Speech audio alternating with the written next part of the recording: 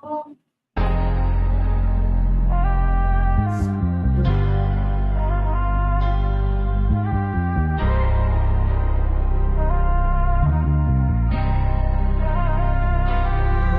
days I'm working, but the 7th day the store closed. So we're resting on the day the Lord of hosts chose. Walking in the Spirit, going where the Holy Ghost goes. So it's Sabbath days, I will never ghost those. 6 days I'm working, but the 7th day the store closed. So we're resting on the day the Lord of hosts chose. Walking in the Spirit, going where the Holy Ghost goes.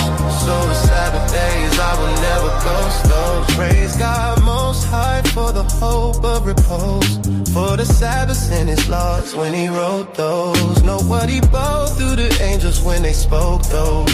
So the Sabbaths on the tablets, I promote those. Vacation days, how could I oppose those? To the Ancient of Days, I devote those. Focus on the Father, fellowship, have a feast. Say Shabbat Shalom to everybody you greet. It's a day of blessing, you can rest in His peace. Be complete, cause the Sabbath will never be obsolete. You won't regret it, you can bet it's for your good.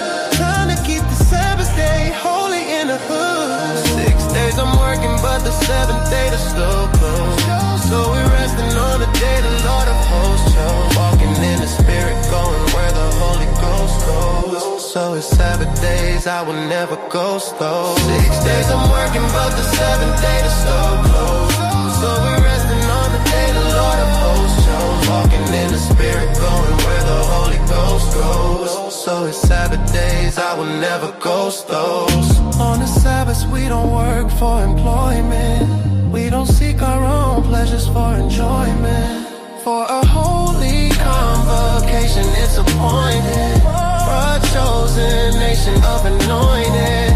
24/6 I stack my chips. Monday to Friday I'm back in the mix. I can't be made to go back, I'm convinced. I won't be persuaded, off track or bewitched. In the scripts it's depicted as a gift. Get equipped and submit, make a shift. You won't regret it, you can bet it's for your good. Time to keep the Sabbath day holy in the hood. 6 days I'm working, but the 7th day the store closed. So we're resting on the day the Lord of hosts chose. Walking in the Spirit, going where the Holy Ghost goes. So it's Sabbath days, I will never ghost those. 6 days I'm working, but the 7th day the store closed. So we're resting on the day the Lord of hosts chose. Walking in the Spirit, going where the Holy Ghost goes. So it's Sabbath days, I will never ghost those.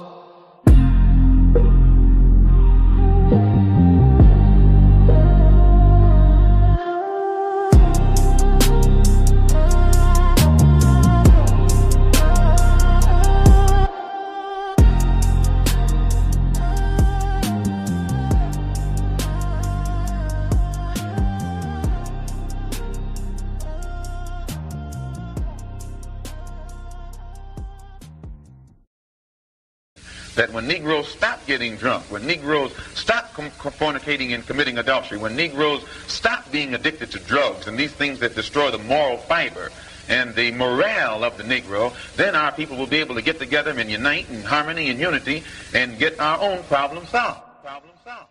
I need some weed. La, purple and pink, tie-dye, Irene, lime green, yellow and red, no. Cash, peso, guala, dinero, moolah, euros, big money, rubber band, bang, I need some weed. La, purple and pink, tie-dye, Irene, lime green, yellow and red, cash, peso, guala, dinero, moolah, euros, big money, rubber band, bang. Why these people all about getting high up on that kush? I be on my Moses flow, talking to the burning bush. If it ain't about the sex, then something must be out of place. All that trash on TV, man, get it out my face. We got slaves to the dollar, servants for the loners. You can't serve two masters like a dog with two owners. Why the appearance of the fame so important to the youth? We go broke for a persona, trying to cover up the truth. We are kings and we queens, but we acting like some peasants. Easier to hate your neighbor than to love and be pleasant. Listen up, young man, I'm trying to say you from the dead, but when I asked what was important, this is exactly what he said.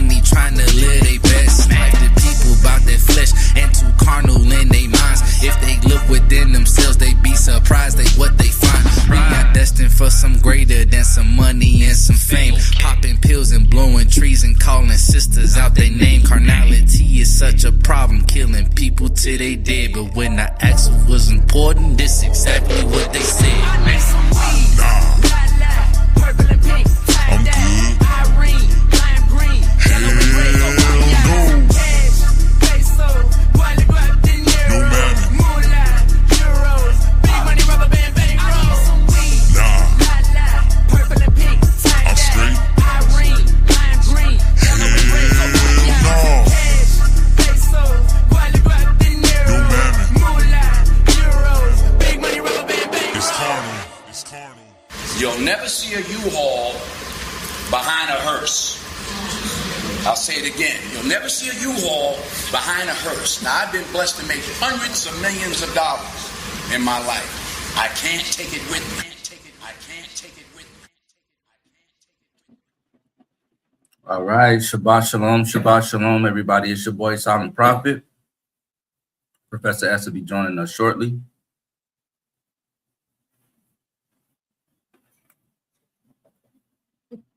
Let me move, son. You know, you can see you, baby. That was Akari, the youngest boy. But yeah, Shabbat Shalom, everybody. Welcome. Whether you on the panel, shout out to the people on the panel, shout out to the people in YouTube and Facebook.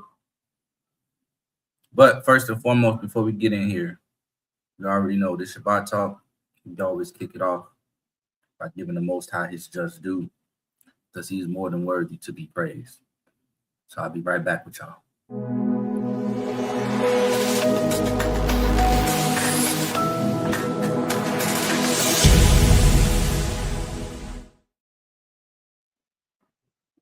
All right.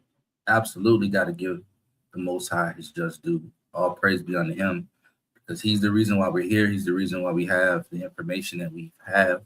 He's the reason why we've grown like we've grown. And he's the person, or I should say the being, the entity.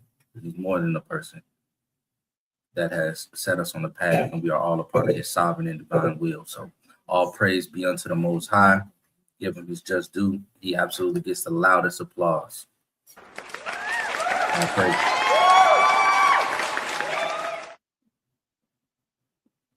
All right, we're going to roll over into the shout outs. But first and foremost, Shabbat Shalom to Sister Ava in the building. She's the first one in here. I had to put a comment up there. Shabbat Shalom, sis.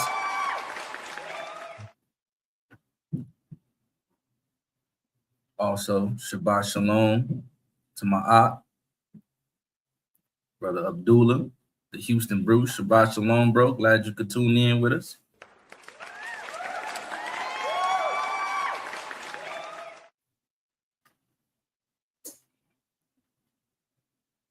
Okay. Shabbat Shalom to Sister Andy is in the building. Shabbat Shalom, a.k.a. Sister Sponsor. Shabbat Shalom to you and the family. Shabbat Shalom. Shabbat Shalom to Sister Kaylee in the building as well. Shabbat Shalom, this sister. Shabbat Shalom.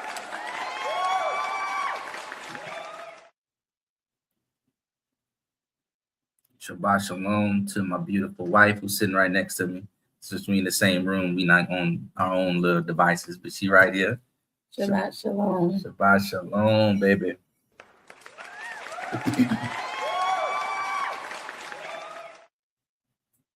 And I'll be giving other people's shout outs as they come in. Again, if you are tuning in on Facebook or on YouTube, please be sure to drop a comment and I'll give you your shout out. And if you don't want to be shout out, you don't want to be on the spot, that's fine.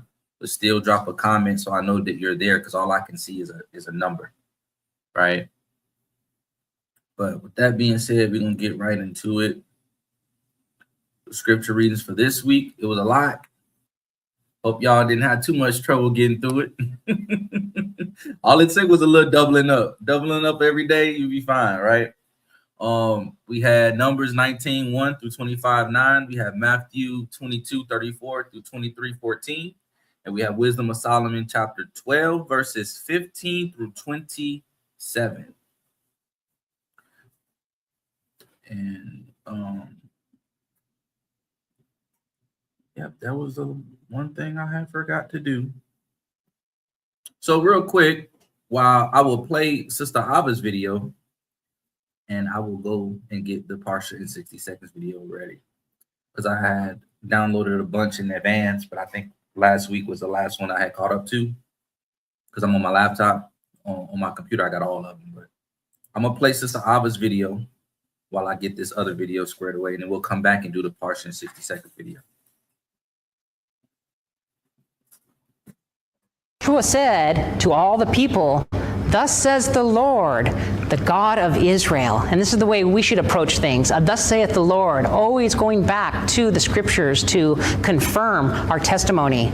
From ancient times, your fathers lived beyond the river, namely Terah, the father of Abraham. He's speaking of the Euphrates River, and he's reminding them of their history. Much like Peter and Paul did. Remember at Pentecost how they said, "Men of Galilee," and they reminded them of God working with Israel down through the ages. They took them back all the way to Abraham and Isaac and Jacob. He says, Abraham and the father of Nahor, and they served other gods. Then I took your father Abraham from beyond the river and led them through all the land of Canaan, and I multiplied his descendants and gave him Isaac. To Isaac I gave Jacob and Esau, and to Esau I gave Mount Seir. Now Mount Seir is this area down here, which is below Moab. It's in the Transjordan area. This is Petra, where Esau's descendants, who became known as the Edomites, lived. So all of this area was the Edomites. And then here was Moab, and then Ammon, and then up here this is called Gilead, where Yiftach was from. And so he's reminding them, even of God's providence for the sons of Isaac, Jacob and Esau, and the land that he gave to Esau and the land that he gave to Jacob. He says, but Jacob and his sons went down to Egypt. Then I saw Moses and Aaron, and I plagued Egypt by what I did in its midst. And afterwards, I brought you out. It's a testimony. I brought your fathers out from Egypt, and you came to the sea. And Egypt pursued your fathers with chariots and horsemen to the Red Sea. But when they cried out to the Lord, he put darkness between you and the Egyptians, and brought the sea upon them and covered them. And your own eyes saw what I did in Egypt, and you lived in the wilderness for a long time. Then I brought you into the land of the Amorites, our Torah portion, and our Haftorah. So see, even his testimony constantly referred back to the exact same experience of how God will help you conquer the giants in your life. So this is why always remembering the Amorites and the king of Bashan. Interesting here how it clarifies. Josh, here was Moab, and then Ammon, and then up here this is called Gilead, where Yiftach was from. And so he's reminding them, even of God's providence for the sons of Isaac, Jacob and Esau, and the land that he gave to Esau and the land that he gave to Jacob. He says, but Jacob and his sons went down to Egypt. Then I saw Moses and Aaron, and I plagued Egypt by what I did in its midst. And afterwards, I brought you out. It's a testimony. I brought your fathers out from Egypt, and you came to the sea, and Egypt pursued your fathers with chariots and horsemen to the Red Sea. But when they cried out to the Lord, he put darkness between you and the Egyptians, and brought the sea upon them and covered them. And your own eyes saw what I did in Egypt, and you lived in the wilderness for a long time. Then I brought you into the land of the Amorites, our Torah portion, and our Haftorah. So see, even his testimony constantly referred back exact same experience of how God will help you conquer the giants in your life. So this is why always remembering the Amorites and the king of Bashan was so important. The Amorites who lived beyond the Jordan, and they fought with you, and I gave them into your hand, and you took possession of their land, which I destroyed them before you. Then Balak, the son of Zippor, king of Moab, arose and fought against Israel, and he sent and summoned Balaam, the son of Beor, to curse you. But I was not willing to listen to Balaam. So he had to bless you, and I delivered you from his hand. So is there anybody that wants to curse you in your life? You can use this testimony as a rebuke against that. The God of our forefathers did not let any curse come upon us. Instead, people that chose to curse us ended up turning into a blessing upon us. And the only way that we've ever been cursed as a people is when we leave the laws of God. When we step out of harmony with Torah, we bring a curse on ourselves. The definition of a curse is loss of blessings. And do you know how Balaam, when he couldn't curse Israel, how he got them to be cursed? He sent the women of the Moabites and the Midianites down to seduce them. And by leaving Torah through the lust of their heart, they lost the blessings that God had intended for them. And whenever people go astray from Torah, they remove themselves from that covering, that blanket of protection and blessings and health and prosperity. And that's when the enemy can really do his attack and his curse. But otherwise, no one can touch us as God's people if we live in harmony with his ways. So he's reminding the people of this. And he reminds them of how God delivered them even there. And then how they crossed the Jordan and how they came to Jericho. And the citizens of Jericho fought against you. And the Amorite and the Perizzite and the Canaanite and the Hittite and the Girgashite and the Hivite and the Jebusite. Thus I gave them into your hand. Then I sent the hornet before you, and it drove out the 2 kings of the Amorites before you, but not by your sword or bow.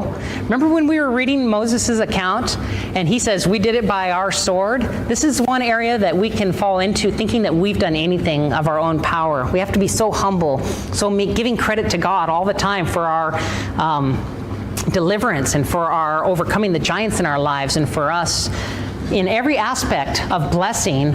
We didn't bless ourselves. We weren't the source of our own blessing.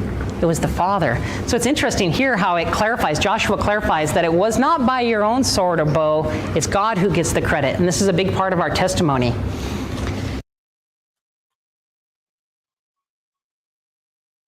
Absolutely.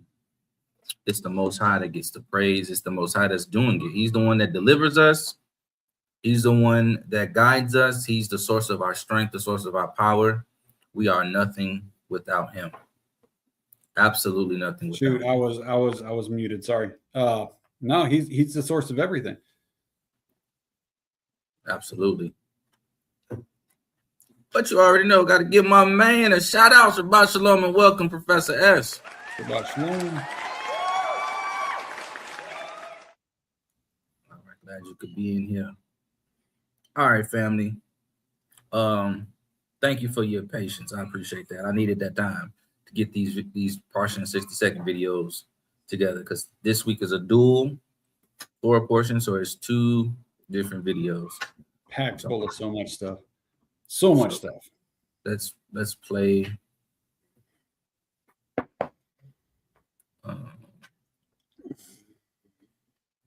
Let's play the first one.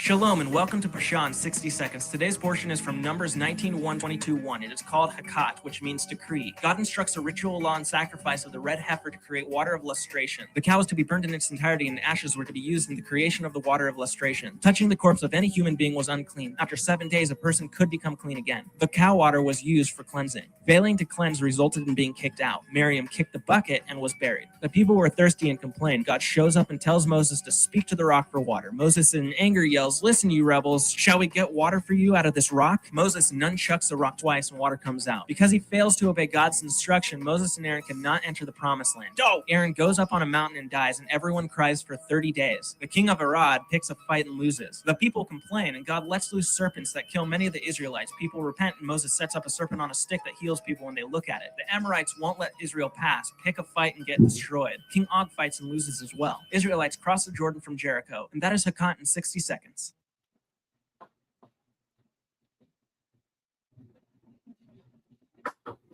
Shalom and welcome to Parsha in 60 seconds. Today's portion is from Numbers 22:2-25:9. It is called Balak. Balak, king of Moab, contacts the prophet Balaam to come and curse the Israelites. God comes to Balaam and says, "You must not curse that people, for they are blessed." Balaam says no to Balak. Balak raises the offer. Balaam refuses, but God allows Balaam to go with Balak's men. Balaam takes his donkey and departed, but God places an angel in his way. The donkey saw the angel and was scared stiff. Balaam beats the donkey 3 times. God allows the donkey to speak. "Ouch, why are you hitting me?" Then God allows Balaam to see the angel. Balaam bowed down to the ground. The angel questions Balaam and sends him with the men, instructing him only to speak the word of God. Balaam and Balak go to Karath Huzoth. In the morning, they went up a mountain overlooking the Israelites. They built 7 altars, killed some bulls and rams. Then Balaam went off alone. God appears and tells Balaam he cannot curse what has been blessed. Balak tries a second mountain and still no curse. Balak then tries a third mountain and Balaam ends up blessing the Israelites. Balak fires Balaam for incompetence and Balaam goes home. Meanwhile, the Israelites partied with the Moabite women, worshiping their god Baal Peor. Enraging God tells Moses to impale the ringleaders. Phinehas, son of Eleazar, spears one of the couples who were in a tent. 24,000 die as a result of their actions. And that is Balak in 60 seconds.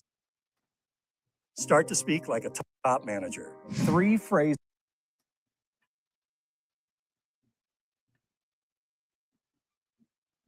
All right. So yes, whole lot of information. Whole lot. A lot to unpack. You know, there's so much in these. People look at the Torah like a narrative, and it is, but it's also like so symbolic as well. Not to take away from the actual historical narrative, because I believe that is 100% true, but the symbolism of all this is just mind blowing as well. The red heifer and all of the ways that Messiah actually fulfilled the red heifer sacrifice. It's just crazy. Go ahead, say something. Oh no, I'll be holding my stuff in the back. Anybody want to share what they got from this week's Torah portion?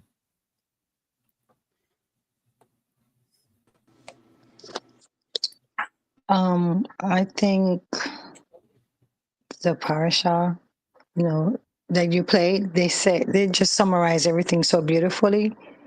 But I just wanted to add one thing, is that no matter how Yashrael, no matter how much they sin, no matter all the craziness that they do, Yah is so merciful. And even when the enemy, like if the enemy tried to attack them, he will still defend them against the enemy. It's just, wow. It's just so awesome to see the goodness and how patient and gracious and merciful our Elohim is towards Yashrael, because remember he called him the apple, that they're the apple of his eye. And so even though, boy, they do some crazy stuff, all the signs that he's done, everything that he's done for them, and they still, go down the wrong path. They still choose wrong. I don't get it. Why are we so rebellious? But he's so merciful that he still protects them against the enemy. He will fight the enemy or destroy the enemy because of them. It's just, wow. It's just awesome that they are the apple of his eye and he truly loves them. And if they could only see that, how much the Father loved them, wow, it would be awesome if they could really and truly see how deep and passionately he loves them. I think they would probably have a different perspective. Here we go. They're still complaining in the beginning. They're still complaining to Moses after all that Moses did, and poor Moses got frustrated and struck the rock. They just never stop. They're fornicating with the enemy when you're instructed, don't go and, do stuff with these people. Don't mingle with them. Don't worship their God. And they still do all of this. And Yah still forgives them. Wow. Yes, some of them die and he spares some. But the point is, if the enemy should come after them, he's still defending them. It's just crazy. But yeah. Thank you. Yeah, the Father's mercy and unconditional love towards, I won't say a wicked generation, because that specifies a certain group, but just like you said, Yasharal overall. This is crazy because we definitely don't deserve it.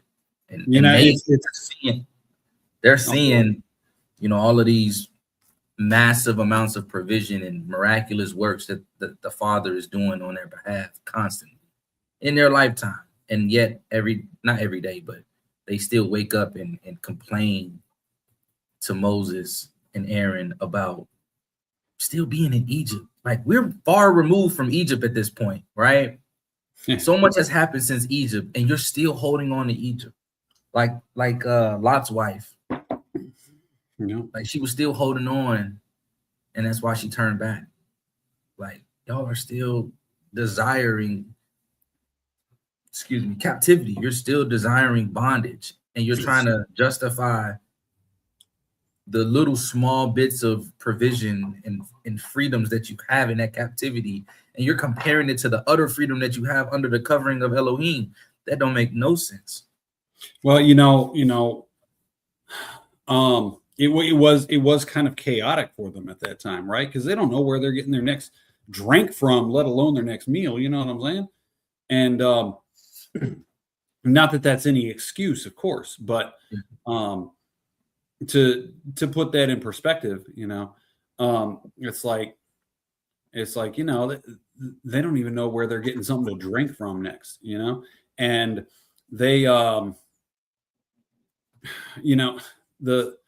the concept of mercy is relegated by most people, especially people who have come out of Christianity, to the Old Testament, or the Old Testament was so rigid and lawful, and now we have mercy and all this stuff. And it's like, no, mercy was through the whole thing. The whole thing. He was so merciful through all of it.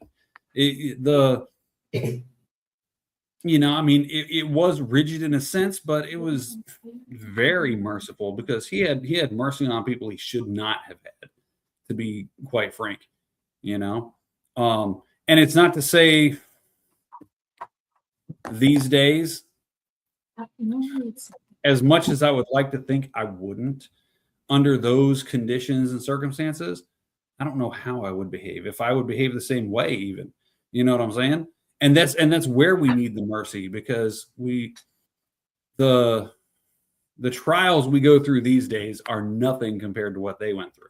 But at the same time, they're here wanting the comforts of slavery as opposed to the uncertainty of freedom. You know what I'm saying? And when really they had certainty all along if they just believed. They didn't have to be worried. They didn't have to be thinking, but they're so carnally minded. They're thinking, oh, I don't see any water. What am I going to drink? Yeah. And you're literally living your life every day, looking at your clothes, not wear away. Your sandals on your feet not wearing away, and you guys are covering large amounts of ground to move to the different places. You literally have this massive pillar of fire by night and a cloud by day, right? That's literally in your camp. And when it moves, even with that, they still couldn't. And even with that, couldn't see past the carnal. You know what I'm saying? They couldn't look beyond what's corporeal in their perspective. Real quick. Shabbat shalom, brother Miguel in the building. Shabbat shalom. Miguel. Glad you could make it. Even if you in and out, brother, I appreciate you for tuning in. Yeah, you're more than welcome to catch the replay. Yeah. So again, if you're on Facebook or YouTube, drop a comment so I know who there. If you don't want to be shout out, that's fine. But that way I know, because all I can see is a number. But yeah. Did anybody else want to share? Because me and Professor S be up here talking forever. There's so much in these two Torah portions. For me, in Matthew 23, when he's going through, Messiah's going through and basically saying, like, therefore, whatever they tell you to observe, that observe and do, but do not do according to their works. Well, on one hand, like when I read that, I'm thinking back to like my parents when they be like, or anybody's parents, and they say, oh, well, do as I say, not as I do, that kind of thing. But as I was reading through that, like, it kind of matches with what I was reading in Galatians, because what I was reading in Galatians was basically to examine yourself. So when you see that somebody else is tempted and stuff, like, do what you can to pray and be there for them, but then also as well examine yourself too. And so when I'm reading all through these scriptures about what the Pharisees were doing, how were they behaving, I'm taking that as a way to, like, okay, let me look and see if there's anything that I'm doing, like, yeah, like, for example, like am I being a hypocrite? Am I telling people or giving people advice, but then I'm not doing what I'm telling other people to do, or just any of those things. So that's what stuck out to me when I was reading through Matthew 23. Okay. Now I gotta ask, only because we are in the middle of this video, right? I wanted to say something. Wasn't that what they were talking about? He was talking about that very verse in the video, and the disconnect. Okay, Yes. I was thinking about that when I was reading. That this is the very same verse he was talking about. Absolutely. And I promise you, I did not plan it this way. This is just how the Ruach worked it out. Just so happened. Yeah. Because like I said, I've been sitting on this video for months and this information for months because I had to, fact check and verify and everything. But yes, sis, Matthew 23, 1-3 is in this Torah portion. And it is also the primary focal point of the video. Yes, he's giving us the history of, the Pharisees and all of their man-made traditions and laws and things that they're adding to the Torah and stuff like that. But it's the root of it, the essence of it is, getting into what Messiah said and what the narrative and the false doctrine has been spewed around what Messiah said, twisting it into something else. Yeah. So yes, Matthew 23:3, where he says, all that they observe, is really saying all he said, talking about Moses. Yeah. Referring back to, yeah. So Messiah was referring them back to Moses as always. This isn't nothing new. As always, the whole time. That's the thing. Like, it's not every time the Pharisees come at him, he says, "What did Moses say?" What did Moses say? What did Moses tell you? What are you asking me for? What you got Moses? What are you talking about? Yeah, all praise. It's just like with the parable of the rich man and Lazarus. He says, "Look, he has Moses and the prophets. Let him listen to them." Yeah. I was telling Ebony when we was reading this Torah portion, and I was talking about how, like, I dislike very much how people take little small aha moments in the scriptures and like mold them into these super long, drawn out sermons, and they're talking for like an hour and they only really read like one or two scriptures. But there was a aha moment here with Balaam's donkey that I don't hear mentioned and talked about enough. And so I'm gonna give y'all a quick 2-minute sermon, right, from the message that stands out to me from this is, Balaam, he ride on the donkey. Every time the donkey see the angel in the way, he turns away, and sometimes Balaam gets hurt, sometimes he doesn't, but then Balaam hits him. And then the Most High opens the donkey's mouth, and the donkey asks him, "Why have you hit me?" Right? And basically, and I'm summarizing here, basically the donkey asks him, "Why are you hitting me?" But then he says, "Have I not been your donkey this entire time? Haven't you rode me, and haven't I been faithful to you?"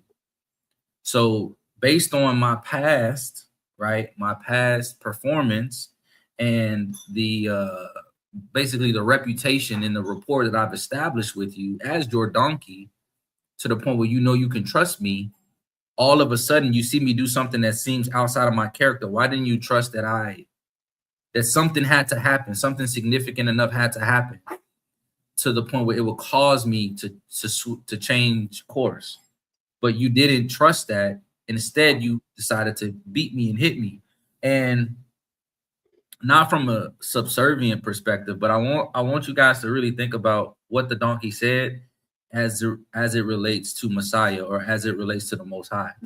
Because what they've done for us and how consistent they've been in our lives, it establishes an extreme amount of rapport and trust and reputation. But when we run into stuff in life and things go bad, or we run into situations where we may need money, or somebody may get sick, or something just may not go the way that we see it, we spiral and we go into panic mode, survival mode, like Israel did in the Most High. Just like Israel did. It's like we disregard who the Most High is and who Messiah is just because of our circumstances, when they've helped us through hundreds, if not thousands, of different situations up until that point. Mm-hmm. So the way, the donkey is saying, like, why are you hitting me? But why did you not believe me and trust that I was guiding you? Because guess what? If the donkey saw the angel and kept going, the donkey wasn't finna get killed. It was Balaam. The donkey was protecting Balaam. So a lot of the things that we disregard the Father or we disregard the Son for, whenever things happen in our lives, we're not really realizing that they are protecting us. They're covering us. They're keeping us safe. Yeah, you don't even know you could break your leg, and you don't know how that actually helps you. It's like, even if it involves pain or suffering or discomfort. Oh, we don't want to be uncomfortable, right? Yeah. But that same discomfort may be exactly what we needed. It could be a consequence of avoiding the situation and evasion of it, right? True. But it could also be exactly what we needed to get us to a further point. Absolutely. You got to remember. It's like you ever heard that? I ain't interrupting you. You got more to say? Go ahead, bro. No, if you got more to say, go ahead. I would say all things work together for the good of those who love the Most High, keep His commandments. So, like, all of the negative that happens is for your good. Yeah, if you are suffering from a consequence of your own decision, the Most High can still take that and make it apply. Make it a good thing for you. And make it a good thing for you. Yes. Mm-hmm. Yeah. I've actually come more and more to realize there's not negative quote unquote situations in your life. It's really only a level of degree that you place on it, whether it's good or bad. But you don't have to view anything either way, right? Like, you ever heard the story of the Chinese man that had the son, and he loved his son, and they had this horse, and they get this horse, and they're like, oh, all the neighbors like, oh, it's so great you got this horse, and he's like, yeah, maybe it's good, maybe whatever, and then the son's trying to break the horse, and it breaks his leg and escapes, and they're like, oh, I'm so sorry, your son got a broken leg and the horse escaped. Or no, before he breaks his leg, he's trying to break the horse, it escapes, and they're like, oh, we're so sorry your horse escaped. Then the horse comes back and it brings several wild horses with it, right? And they're like, oh, you're so lucky you got all these horses come in. And he's like, maybe it's good, maybe not, whatever. It's not necessarily good or bad, it just is. And then he's trying to break the wild horses and he breaks his leg. And they're like, oh, we're so sorry, it's so bad, it's so terrible. And he's like, maybe it's bad, maybe not. And then the army comes through to try to take all the men to go to war, which they're surely going to die in or get maimed.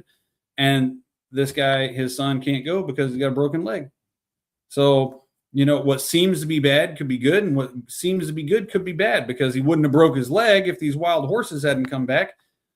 They wouldn't even have all these extra horses if the horse hadn't escaped and brought back more wild horses. And so all the things that the villagers thought were good ended up creating negative negative situations, quote unquote, and all the things that they thought were good, or thought were bad, actually produce positive situations. And it's like, it's all for our benefit regardless. So just appreciate it. Don't think, oh, that's terrible. Oh, it's so hard. You know, I mean, it may not necessarily be fun to go through, like Balaam getting his legs smashed against the wall, you know. It was painful. It wasn't comfortable. He didn't want that to happen, you know. But had that not happened, he would have got killed. So, you know, which is better, you know what I mean? Yeah. And we may look at it in the moment and say, oh, this is terrible. But then in retrospect, you look back and say, man, if that hadn't happened, I'd be hosed, you know? Facts. And had he got killed, he wouldn't have blessed Yashrael, right? Yeah, because he had to go. He had to go and bless them, right? intending to curse them. He ended up blessing them anyway. Exactly. So it all worked out. It all worked out. Another interesting point here. I'm sure I've mentioned this on Shabbat Talk several times, but another interesting point when Moses was told to speak to the rock, but he struck it instead, and then was not allowed in the promised land because he struck it instead of speaking to it, right? To us looking on, that's like a minor difference, you know. It's like not that big of a deal after all the things Moses did, and he can't go to the promised land because he was supposed to speak to it instead of hitting it with his staff, right? But it was actually a serious thing because Moses was acting out prophecy, right? He was acting out prophecy. And first, when Messiah comes, because before Moses was told to strike the rock, right? And he did. But this time he's told to speak to the rock because when Messiah comes the first time, he's struck. But when he returns again, every tongue is going to confess that he's the King of Kings and Master of Masters, right? So every tongue's going to speak to him at that point. And so Moses was actually acting out prophecy by first striking the rock before being commanded to strike it first, and then now this time being told to speak to it. And so he incorrectly acted out prophecy. So that was a big deal. You know what I'm saying? It's not a small thing. Even the minute details of the word, the minute little things that Elohim says, they carry so much. You know what I mean? Yeah. And in addition to that, another thing that people miss in the scriptures is when he's reprimanded by the Most High says, "You failed to honor me in the midst of the congregation." Mm-hmm. Like he took that honor from the Most High by striking it. Because speaking to it, they know that Moses doesn't have the ability to bring forth the water by speaking to it. But when he struck the rock, and I think it might have a little bit to do with before when he struck the rock prior to that, but by because you know Elohim was giving Moses clout with the people. You know what I'm saying? Before, because he wanted the people to recognize Moses as his representative on earth, right? And at this point now, they're moving beyond that. You know what I'm saying? They're moving beyond that. Instead of looking at Moses, they're supposed to be looking to Elohim, and because he all does this in steps. You know what I'm saying? That would make it. You know, it's like how everything's a process. You can't just go from living however lawlessly, never reading scripture, and then suddenly, oh, now I'm keeping all the commandments. You know what I'm saying? You can't do that. You have to go in steps. It's a process. Oh, now I realize I'm not supposed to do this. Now I realize I can't do this. Now I realize I've been doing this wrong. I need to change this. And gradually you go, you know, and they come out of Egypt and they needed someone initially, but then, you know, it's getting to the point where Moses is going to go. He's going to croak, and they need to not be looking at a man, but to be looking at Elohim. Even think about when the golden calf, Moses was gone for too long and they started panicking. Yeah, their reliance was more on him than it was on Elohim. And they're reverting back to the comfortable slavery, as opposed to the uncertain freedom. Yeah. But yeah, this and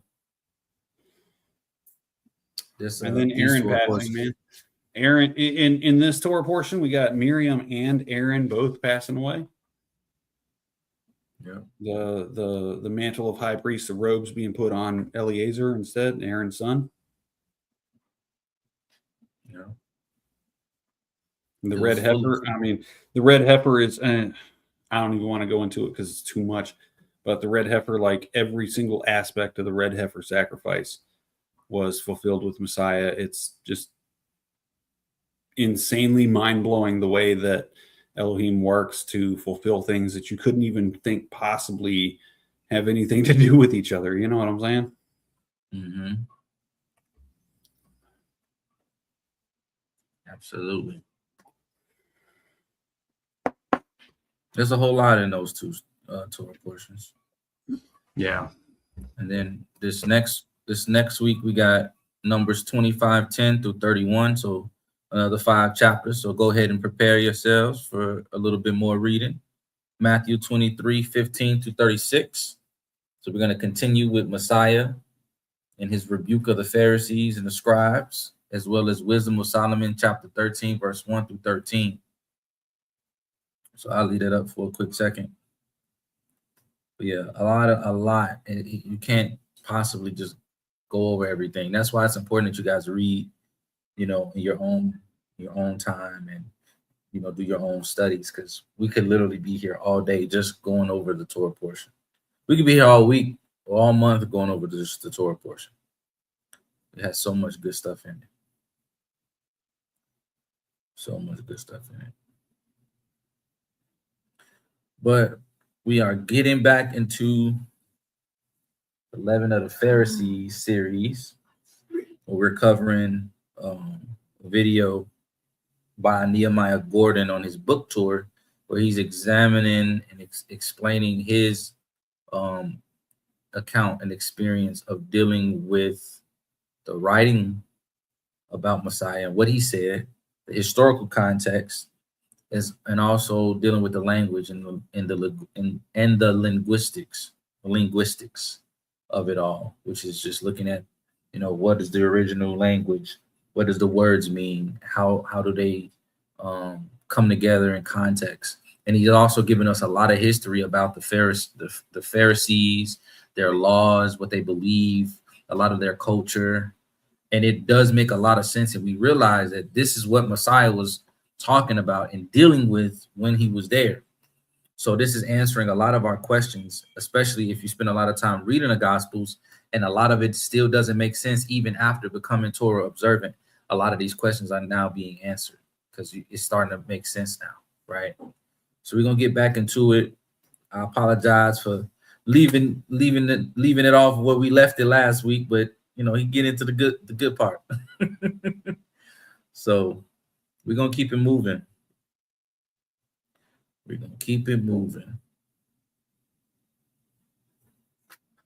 I don't have the Hebrew. And he said, "Oh, Nehemiah, I forgot to tell you the most important part." What's the most important he forgot to tell me? This most important part, that the Hebrew version of the Gospel of Matthew has actually survived down to modern times. And that's known today as Shem Tov's Hebrew Matthew. Shem Tov's Hebrew Matthew is named after a rabbi who lived in 14th century Spain named Shem Tov ibn Shaprut. And Shem Tov ibn Shaprut lived during the Spanish Inquisition at a time that was plagued by something called the Disputations. The Disputations were public debates that were forced upon the Jews by their Catholic oppressors, and the Jews were forced to defend their religion against the Catholic religion, and it was pretty much a no-win situation for the Jews. If the Jews lost these debates, they could be forcibly converted to Catholicism. If they won the debates, they would very often have to flee town, flee Spain, because they've now insulted the Catholic religion. Well, most Jews would agree that it's better to have to flee town than to be forcibly converted to Catholicism any day of the week and twice on Sunday. And Shem Tov Ibn Shaprut sat down and said, okay, I want to win these debates so I don't have to be a Catholic. And he sat down and he wrote a book called Even Bochan, which translates into English as The Test Stone, in which he systematically goes through the arguments that the Jews could use in these debates. And interestingly enough, one of his main arguments was to systematically go through the words of Yeshua and show how the Catholics don't actually follow what Yeshua said. For example, he points out in his book that Yeshua upheld the Sabbath, and he says, how come you Catholics don't keep the Sabbath? Yeshua upheld the Sabbath. At the end of his book, Shem Tov Ibn Shaprut says, if we Jews really want to win these debates, what we need to do is start reading the New Testament. And at the end of his book, he includes an appendix, which was the Gospel of Matthew, of course in Hebrew, because the whole book is in Hebrew.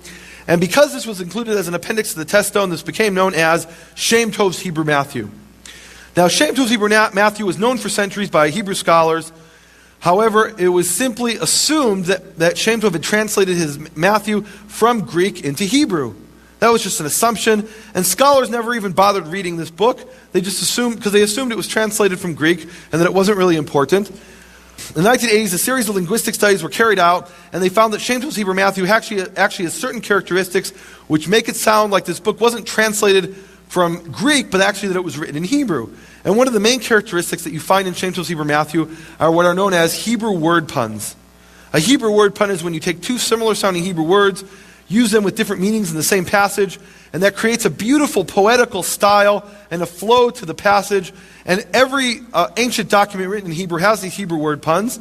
The question is, though, what are they doing in a book that's supposedly translated from Greek? Well, first let's look at some examples of Hebrew word puns.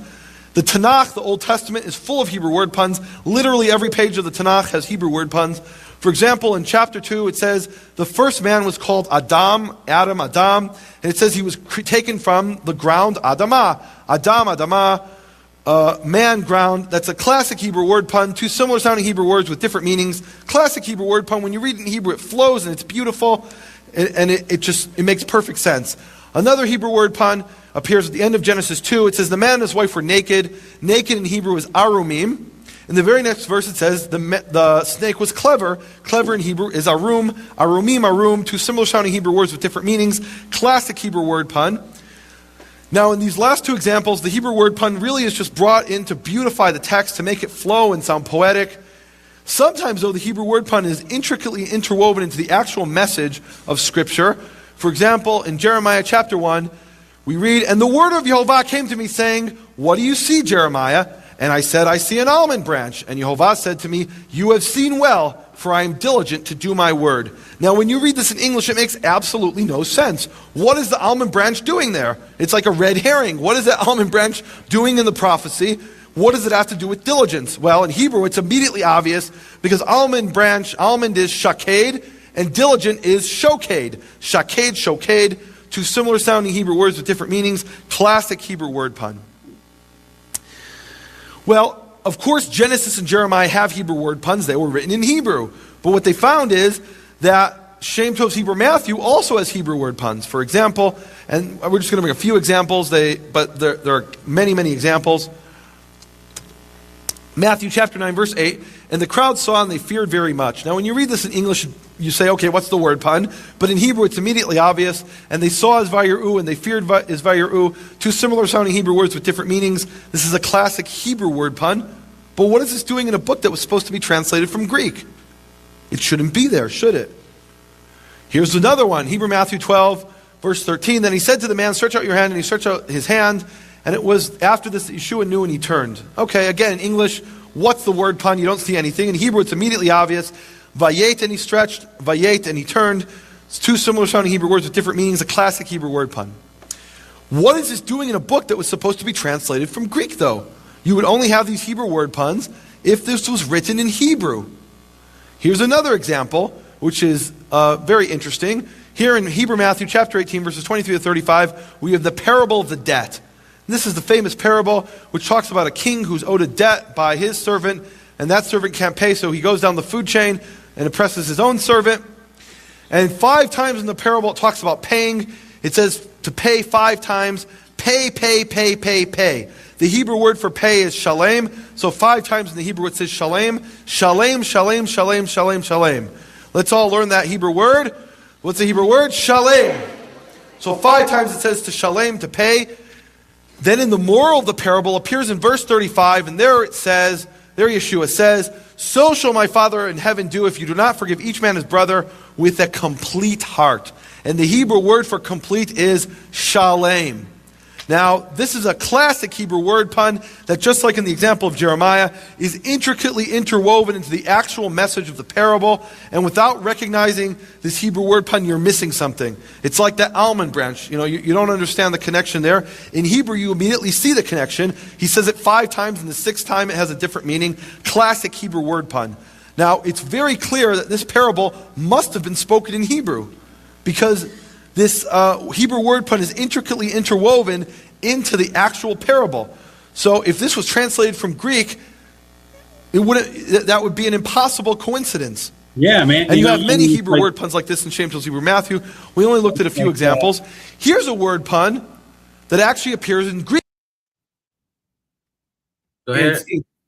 It's like, for example, using metaphors in rap songs, right? If you're using metaphors in rap songs, it's only going to make sense in the language you wrote it in. You ain't going to be able to translate it into Greek or Farsi and still get the same metaphor and pun. You know what I'm saying? Yeah. It can't. It just wouldn't work. Spanish. Yeah.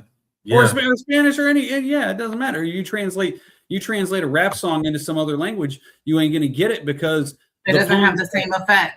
It doesn't exactly.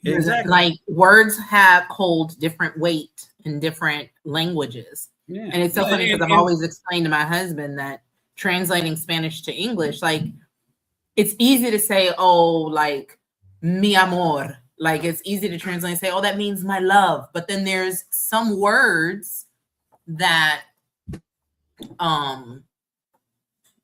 in Spanish it's just a way to express like how we pick pet names for our spouses and stuff, right? Yeah. So there's ways in the Spanish language to do that. And recently, like I was just telling my husband, like one of the things is, like women will tell our husbands, like we'll call them, like mi viejito or mi viejo. The word viejo technically means old man. Old man. So if you translate that to English, that doesn't sound loving. Saying my old man. You're saying it doesn't sound cute. But in Spanish, the love and the care and the genuineness that it holds when you call your partner that, it's felt. It's different on the Spanish side versus on the English. Yeah. You know what I mean? So, and it's the same thing because we were just at my aunt's house. Was it yesterday, babe? I think it was yesterday. Yeah. And she was like, she was telling me a phrase in Spanish. She was like, this is what she told me the phrase, and then she told me what it meant. And then she was like, what would that be in English? And I was like, we don't have a phrase. Yeah. There's lots of things that are untranslatable. I was like, so it's crazy because like I could translate it, but it doesn't hold the same weight. Yeah. There's things that just can't be translated too. There's words that just mean something that there's no translation in other languages. One word in Hebrew can accurately be translated to mean an entire sentence, and vice versa. Some phrases in English would need like several sentences to explain in another language. You know what I mean? Yeah. And yeah. And then there's a couple more points here to kind of bring it into perspective, because he talks about the Shem Tov's Hebrew Matthew, and then he mentions how it's different from Greek and how it wouldn't have been originally found in Greek. One thing about the Greek language, and I'm not a Greek scholar by any means, but what I've learned in my studies is that the Greek language is very particular. It's very precise. And in order for even one Greek sentence to make sense grammatically, and it has to follow a set of rules, and that everything must align in a certain way. That doesn't translate well into it can translate into Hebrew, but it's difficult to translate it into Hebrew. Yeah, if you're And translating it then and then back and then all that. yes, Yeah. it's very difficult because in the Greek language is so precise in that regard. And then the Hebrew language, again, like we've said this, you know, in the past, the Hebrew language, every letter has a pictographic meaning to it, not just, oh, you know, the letter L makes the L sound, and it doesn't mean anything in the English language. But then you might have a letter in Hebrew, it has a pictographic meaning behind it. And then when you associate it with other letters in Hebrew to form a word, that word is pulling its meaning from all of the individual letters that make up that word. You don't see that in a lot of other languages, right? And so you got that aspect going on as well. And then another point I want to make real quick is when he's talking about, you know, Shem Tov's Hebrew Matthew, this isn't the only original Hebrew manuscript that was out there. There's thousands of Hebrew manuscripts that predate Shem Tov's Hebrew Matthew. Shem Tov, he just was, you know, he basically made a manuscript for it because he had a purpose, right? He was trying to, you know, get the Jewish people to be able to retort Catholicism, right? But he had to get it from somewhere that was already originally written in Hebrew because he had to write down Messiah's words. Messiah's words were already written in Hebrew. So there's thousands of Hebrew manuscripts, and he's going to touch on this a little bit later in the video, but there's thousands of Hebrew manuscripts. They've just been ignored, literally ignored, which from a scholarly perspective and a historian perspective, that throws my mind into a fire. It boggles my mind that we do this. But the biggest reason and excuse is because there's a particular narrative. Yeah, it's the narrative, but even if, like, you know, like the saying of make sure that you cross your T's and dot your I's, right? Trust but verify, whatever the case. All of these things are scholarly at its core, right? It's just that all of these manuscripts, these ancient Hebrew manuscripts, have just been assumed that they were originally translated from Greek. But as you can see, like, this brother is not the only Hebrew scholar in the whole world who's ever existed. So even a average Hebrew scholar would have been able to see that these things have word puns in other different Hebraic writing styles that couldn't have been brought over from Greek into Hebrew. Yeah, if it was originally written in Greek and you got Hebrew word puns in the manuscript, that means you took what was originally written in Hebrew, originally written in Greek, and then you just added Hebrew word puns to it to try to make it sense, but then it wouldn't agree because the translation wouldn't match.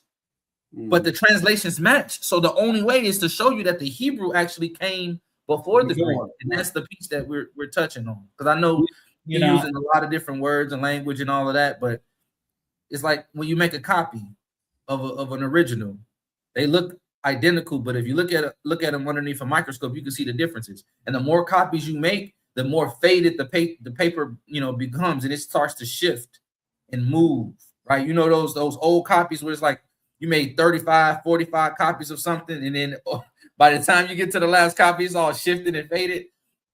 Exactly. It's like linguistically, like that's kind of what it looks like.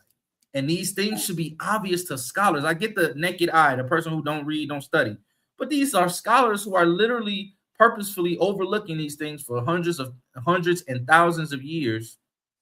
Well, because there's an agenda and a bias. There's a narrative. There's an agenda, a bias, and a narrative that they want to. That, you know, there was this whole thing to distance Christianity from anything Hebrew, right? Which they've actually done a great job with. You know, most people would call us Judaizers. You know what I'm saying? Most Christians would say, "Oh, you're Judaizing because, you know, you're doing this stuff." But so I had taken years ago a little home biblical Hebrew study course, right? And it was presented by a Messianic Jewish guy, right? And so he's including little tidbits from the Gospels and from Messiah's teachings into, you know, studying the Hebrew letters and words and definitions and so forth. And it was very interesting. But he said that even in the Greek manuscripts of the New Testament, which are considered accurate, right? Even in the Greek, it's there's certain Hebrewisms that come through that indicate that it was originally translated from Hebrew, because you wouldn't translate it this way. You wouldn't say it this way if you were originally coming from Greek. It would only be said this particular way if it was translated from Hebrew. And he's like, it doesn't even make sense in Greek. He's gonna get to that in a little bit too in this video. Yeah, absolutely, good stuff. Greek Matthew 16:18, Yeshua says to Shimon, to Peter, he says, "You are Peter, and upon this rock I will build my church." And this is a Greek word pun that appears in the Greek Gospel of Matthew. And based on this verse, many scholars have argued that this is definitive proof that Matthew wrote the Gospel actually in Greek. Matthew didn't write in Hebrew. He must have written in Greek because there's a word pun in the actual Greek text. Now, we've already seen 3 word puns in the Hebrew, and that's just a very small sampling. There's only 1 word pun in the entire Greek text.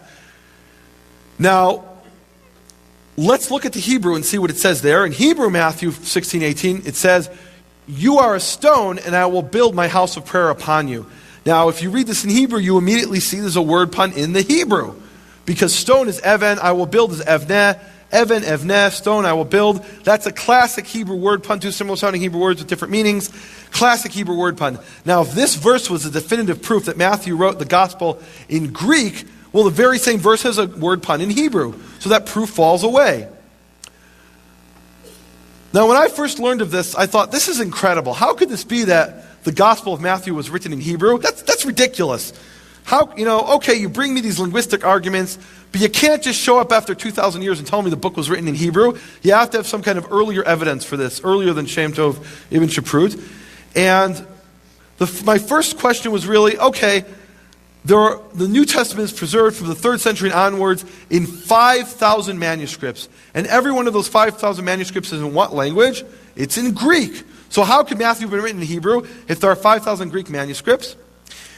And my next question was, okay, those manuscripts are maybe from a few hundred years after Matthew wrote the gospel. Maybe in the earlier period, there would be some type of testimony that would have to prove that it was written in Hebrew, maybe from one of the church fathers.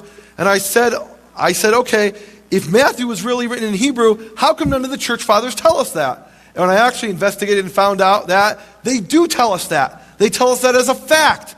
Papias was one of the early church fathers who lived from 60 to 130 of the Common Era, and he's referred to as a disciple of a man named John the Presbyter, who you know as the author of the Gospel of John.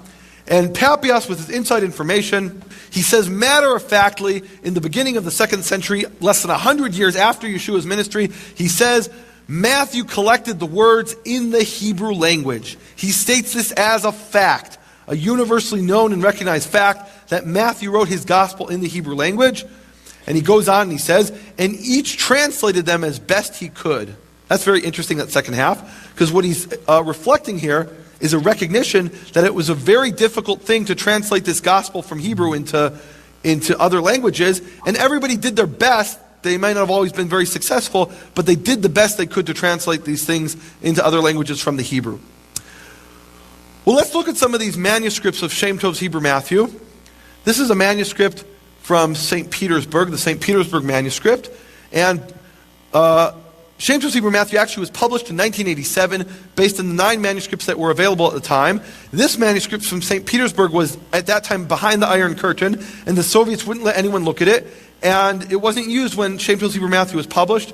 And because of that, the present publication, based on the 9 manuscripts, is really an incomplete picture of what's contained within this document, because it wasn't based on all of the manuscript evidence. And this is really a fascinating manuscript because this is the first time this manuscript is being seen in the Western world. The first time this manuscript is being shown here. This is an unpublished manuscript, and who knows what's contained in these pages. Now, when I went to look at this manuscript in Jerusalem, actually this is in St. Petersburg in the former Soviet Union, in the city that was previously known as Leningrad. And with the fall of the Soviet Union in 1991, a delegation of Israeli scholars went over to St. Petersburg, and they began to microfilm all the Hebrew manuscripts they could get their hands on, literally to photograph every single page. And when I went to St. Petersburg, when I went to look at the St. Petersburg manuscript in Jerusalem, I took it out, and when I brought it back to the librarian at Israel's National Library, he said to me a very interesting thing. He said, Nehemiah, was there anything interesting in that manuscript?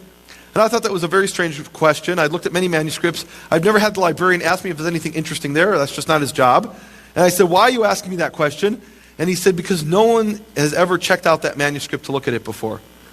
This has been sitting in Israel for the last more than 10 years, and no one had looked at this manuscript, no one had studied it, quite simply because there are thousands of these Hebrew manuscripts that have been uncovered from the former Soviet Union, and it will take generations and generations of Hebrew scholars to study all these manuscripts and decipher them, and no one's gotten around to this one. It's simply, you can imagine that Hebrew manuscripts of New Testament books are not very high on the agenda of some Israeli scholars. So who knows what's contained within the pages of this manuscript? No one knows. Well, I know, but really no one knows because no one studied it. And what revelations of truth are waiting to be revealed by studying this document. Here's another unpublished manuscript, which is the Breslov manuscript. This is also originated in a city in Eastern Europe in the former Soviet Union. However, today this manuscript is not in Breslau. It's actually in Prague. And there's a very interesting story behind this unpublished manuscript as well. In the 1940s, the Nazis ransacked Europe looking for Jewish artifacts, Judaica articles of artwork and manuscript and Torah scrolls, anything they could get their hands on, and they brought them all to Prague, and they set them up in a museum which the Nazis called the Museum of the Extinct Race, because the goals of the Nazis was to make the Jews extinct. And actually to this very day, that's the largest collection of Judaica in the world, this former Museum of the Extinct Race. And who's extinct today and who isn't? That's a testimony, I think. We're still here.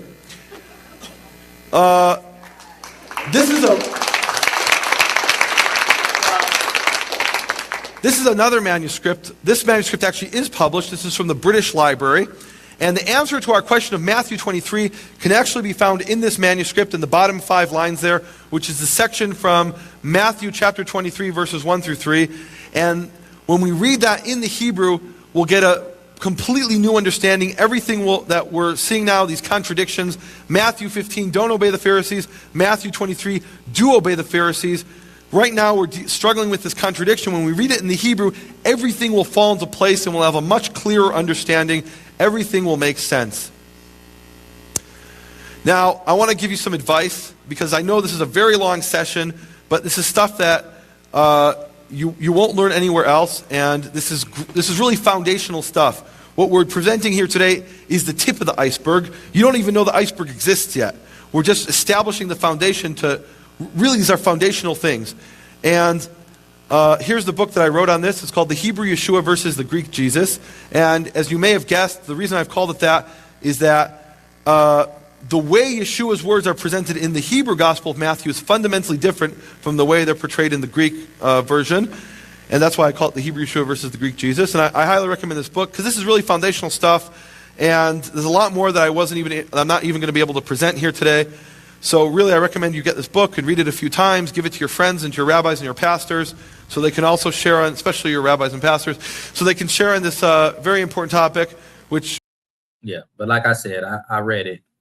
It ain't a whole lot more in there than what you're going to get out of this. There's more in there. So if you want to get it, absolutely get it. But I read it. If you watch this video and you're paying attention, you're going to get majority of what you need. Really, I lay some of the really foundations which in future years, you'll see that amazing things are going to be revealed from this Hebrew Gospel of Matthew. Now let me, again, give you a piece of advice because this is a very long study, and I've just completed the first half of the study. Michael's going to come up and say some very important words, so don't run away yet. But when Michael's done, we're going to have a short break, and then I'm going to come back and do the second half. Now the second half is really, we're getting deep into this Hebrew Matthew, and it's really, in a way, the most important part. So my advice is, if you can only come to one half of this study, come to the second half. So in Matthew chapter 23, we've seen that Yeshua says the scribes and the Pharisees sit in Moses' seat. They have this Mosaic authority. All therefore whatsoever they bid you observe, that observe and do, but do not ye after their works, for they say and do not. And here it really sounds like Yeshua is saying very clearly, you must obey the Pharisees. They sit in the seat of Moses. You must obey whatever they command you to do if you're going to be obedient to what Yeshua says. Well, we've already seen this doesn't really make sense. Matthew 15, Yeshua warns his disciples not to do according to the ways of the Pharisees.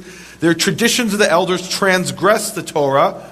However, in Matthew 23, saying obey whatever they tell you to do. If they tell you to put your right shoe on first in the morning, you better obey them because they have Mosaic authority. What's going on here? Well, the answer is here in the Hebrew. And if you can read this old Hebrew script, and you already know the answer. This is what it looks like transcribed into modern Hebrew print. And what Yeshua says there in Hebrew Matthew chapter 23, verses 2 to 3, Yeshua says, Al kisei Moshe Yeshua pirushim v'chachamim, v'ata kol asher yomar lachem shimru v'asu, u'v'takanotehem u'ma'asehem al ta'asu, shehem omrim v'hem einam musim. So there you have it. There you see. It's very clear. This is what it would look like translated into English. There Yeshua says, the Pharisees and sages sit upon the seat of Moses, therefore all that he says to you, diligently do. But according to their reforms and their precedents, do not do, because they talk, but they do not do. Now that's a very subtle difference between what you saw in the Greek, a difference of one single word, or primarily one single word. In the Greek, it had said in Matthew, all that they say, you must obey all that they say, they being the Pharisees. In the Hebrew, he says you must obey all that he says, he being Moses. So the difference of this one single word fundamentally changes Yeshua's message. What he's saying now is, obey. If their claim to authority is that they sit in the seat of Moses, so do as Moses says.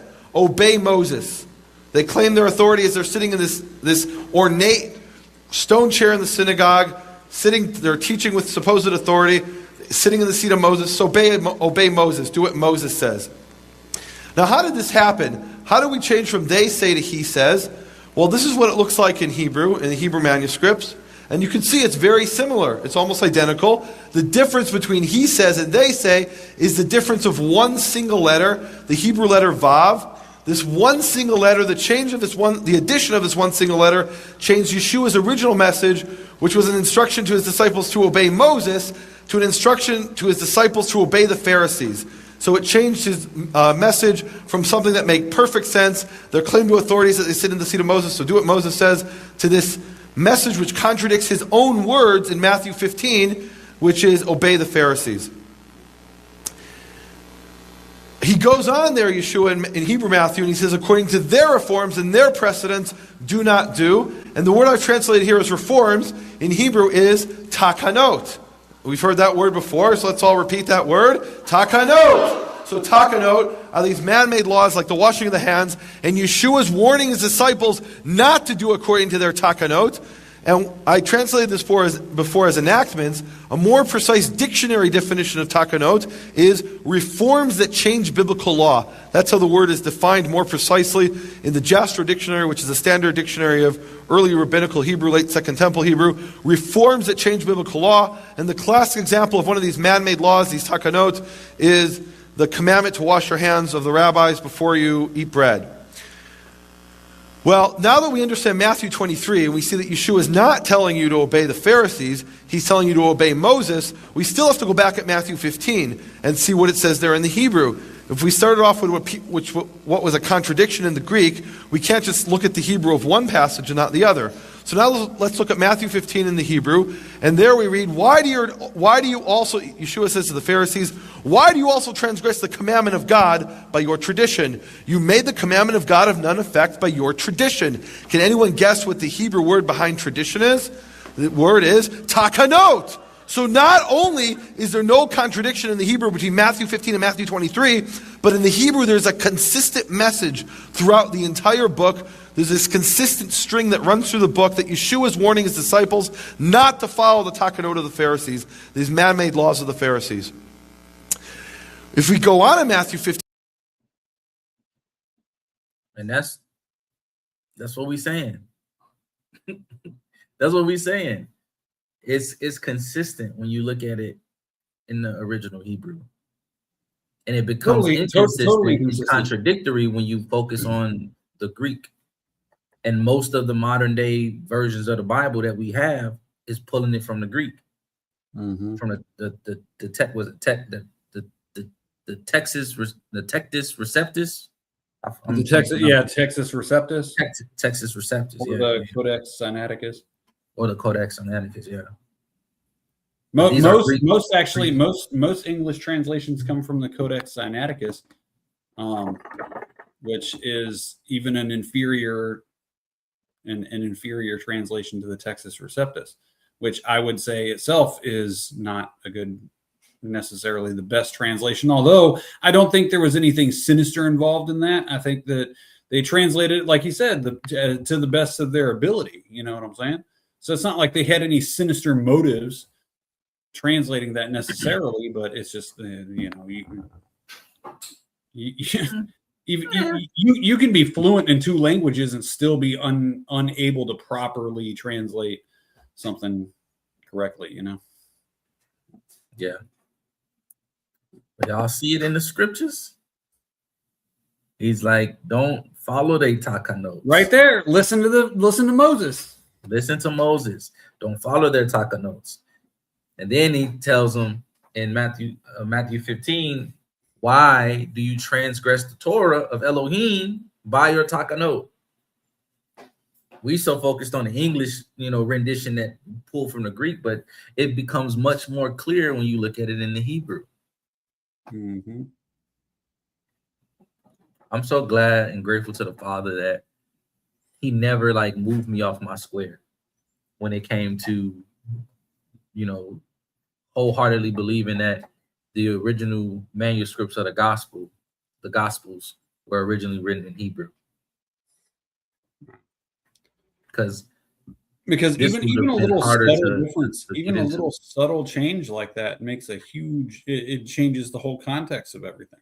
Yeah, it was just one Hebrew letter. Literally, the words, one letter words are identical, except the one little,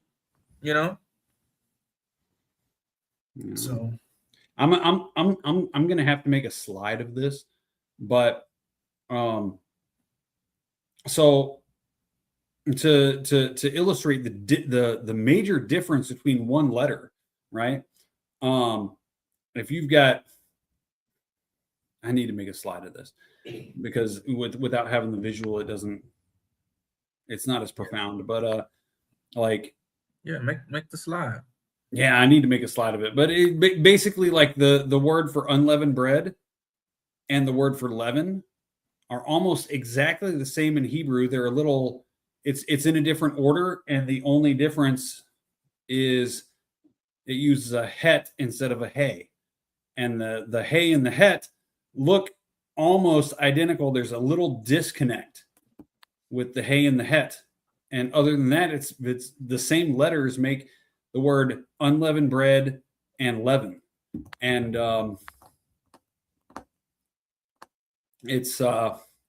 but you see that the actual meaning of those words is completely diametrically opposed, right? Yes. But a little minor alteration changes the entire thing, the entire meaning. Yeah. But not in Greek, though. They're two completely different words, leaven and unleavened. Yeah, it's good. Completely different words. Yeah, so it actually even further clarifies it for us when you when you get to that, Okay. In the Hebrew, we read in verse 9. Remember how in the Greek it said teaching for doctrines, the commandments of men? And I mentioned that was a paraphrase of Isaiah 29:13, which says learn commandments of men. Others translate this, learn commandments of men learned by rote. In the Hebrew Matthew, there's the exact quote from Isaiah word for word. Learn commandments of men. Now that's very interesting. If Hebrew Matthew is supposedly this translation from Greek, wouldn't it have the Hebrew equivalent of teaching for doctrines, the commandments of men, rather than the exact precise words of Isaiah? That's a very, very interesting. Yeshua goes on. He warns against the takanot of the Pharisees. He also warns against their precedents, not to do their precedents. And the Hebrew word for precedents is ma'asim. Ma'asim is a word we'll look at in a moment. But these are two really important words, takanot and ma'asim, because these are the two things that if you're disciples of Yeshua, that he's warning you not to do, the takanot and ma'asim. So let's all say those words together. Takanot and ma'asim. All right, so what are these ma'asim? Ma'asim are precedents. The literal meaning is actions or deeds, and in the Greek it translates this as ergon, which in your English you have works, the works of the Pharisees. But what are the works of the actions or deeds of the Pharisees? In Pharisee terminology, ma'asim refers to precedents or acts or deeds that serve as precedents. And what do they mean by that? Well, we've already seen that Pharisee law needs to legislate every aspect of life, literally from the moment you wake up in the morning to the moment you go to sleep at night. And what is, for example, the Pharisees command their disciples which shoe to put on first in the morning. So what does a Pharisee do when he comes to a new situation where the oral law doesn't tell him what to do? For example, if he lives in a country where you don't have shoelaces, and he doesn't know which shoe to put on first in the morning because he doesn't know which one to tie first because there are no laces. So what he does is he combs the oral law looking for instruction, and he combs tradition and man-made laws, and if he can't find any instruction on which shoe to put on first in the morning, if there are no laces, then he goes and he looks at the precedents of one of his rabbis. Meaning he looks and he says, we know that such and such a rabbi on such and such an occasion put on his right shoe first even though he didn't have laces, and that becomes a precedent. That then establishes what the proper norm, the proper standard of behavior is. The assumption is this rabbi could not be sinning, and if he put on his right shoe first, even though he didn't have laces, that's the proper standard for behavior. And what Yeshua is saying is, don't look to the precedents of the Pharisees as the proper standard of behavior. Don't do according to their precedents. Do as Moses says, not according to their takanot and their ma'asim. Let's look quickly at an example of a precedent.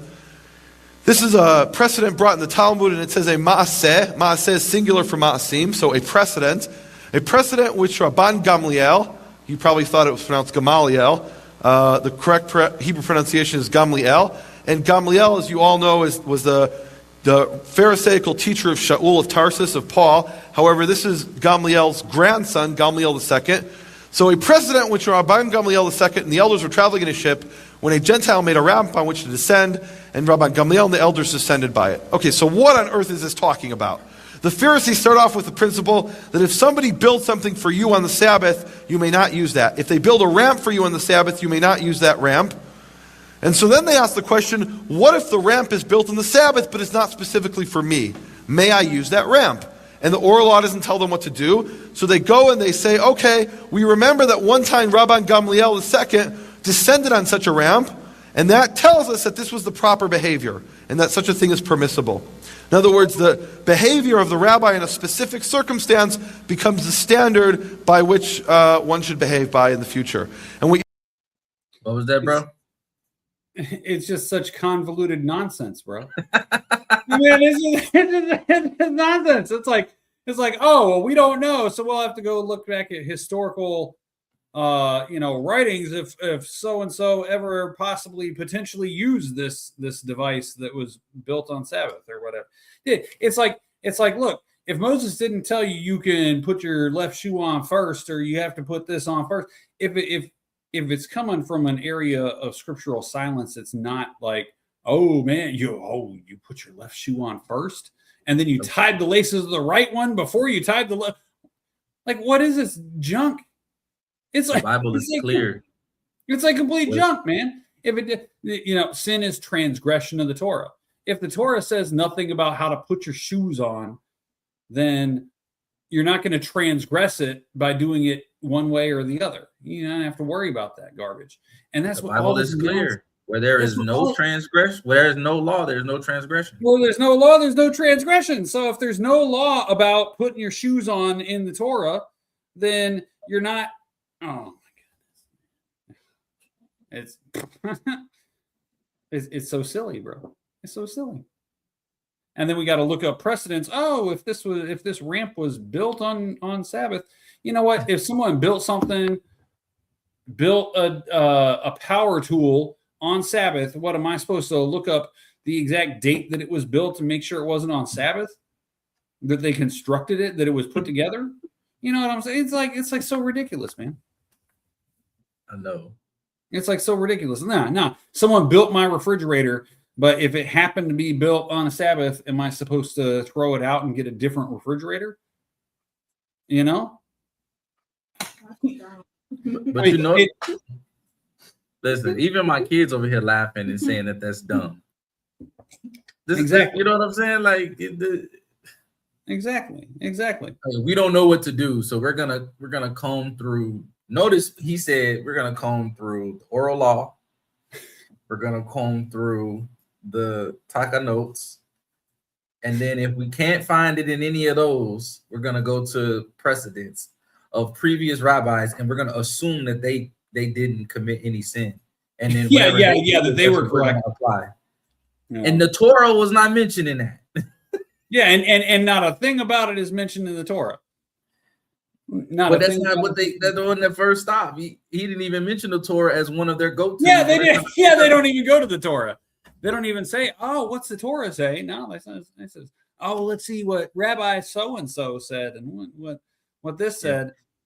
That's why when I think it was a couple weeks ago, I said, when you hear about something being kosher, that doesn't mean that it's biblically clean. Kosher and according to Leviticus 11 are not the same thing, because there are takanot and precedents that allow them to eat certain things that aren't clean according to Leviticus 11.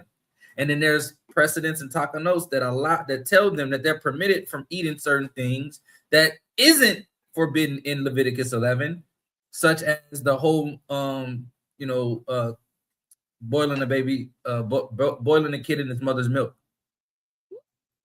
And then they take it and they're like, "Oh, you can't even eat cheeseburger." Like, that's not even present in the. I used to work with this dude that was like a really devout Jewish, and he said, "Yeah, I mean, this isn't kosher. I'm really not supposed to be eating it." He's like, "Because it's a cheeseburger, because it has dairy with it," and it's like, but it's not a baby goat for one, so it didn't come from a goat, so it's a beef.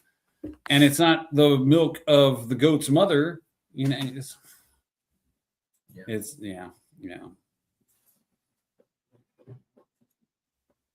Yeshua's warning his disciples is, don't do according to their takanot and don't do according to their maasim.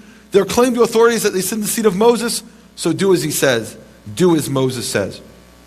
Now, what we've seen up until now is that the words of Yeshua in the Greek, what we may venture to call the Greek Jesus, because that's what he's called in Greek, Jesus, Jesus.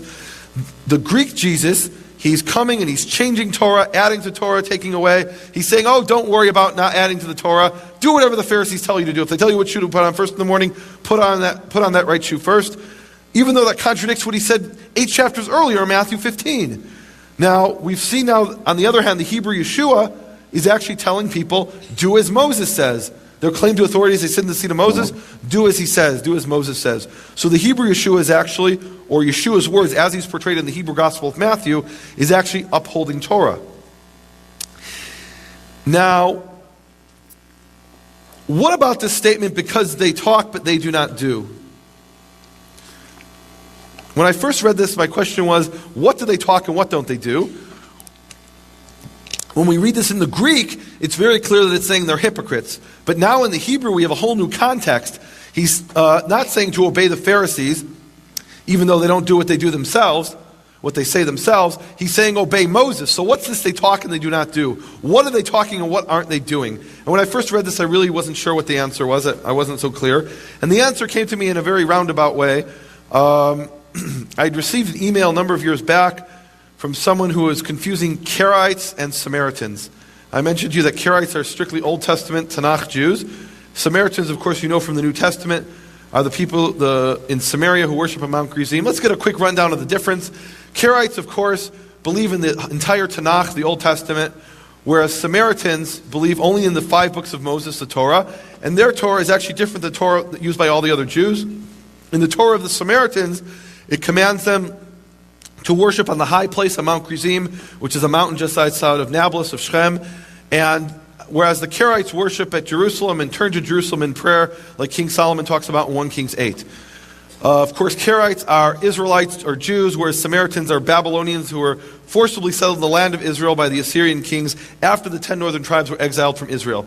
And the story of the Samaritans is really given in 2 Kings chapter 17, where it talks about how the 10 tribes were exiled from Israel, and the king of Assyria didn't want this to be an empty land, so he brought in these people from Kuthia, from Babylon, and settled them into the land of Israel, into the northern part of Israel. And it talks about how when they first settled in the land, they were attacked by a plague of lions.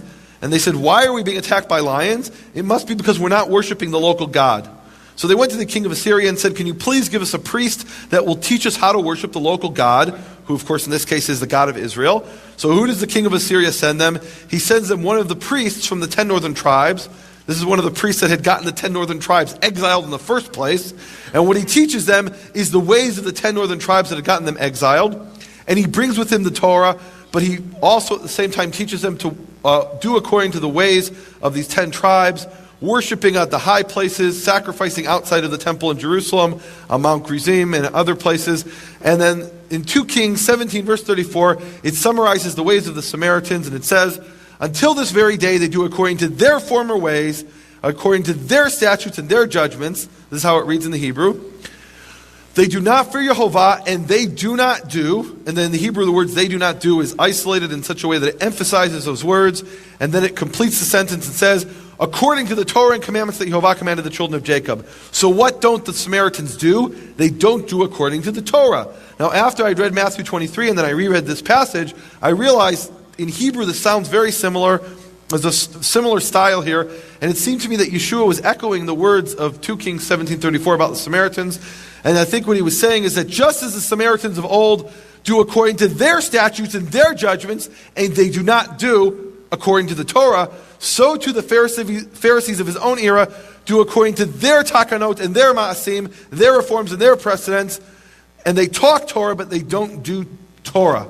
And what does he mean they talk Torah? They're sitting in the seat of Moses, talking Torah to you all day long, but what they're really telling you is not Torah. It's just in the guise of Torah. What they're really telling you are their own reforms and precedents, and they don't really do Torah.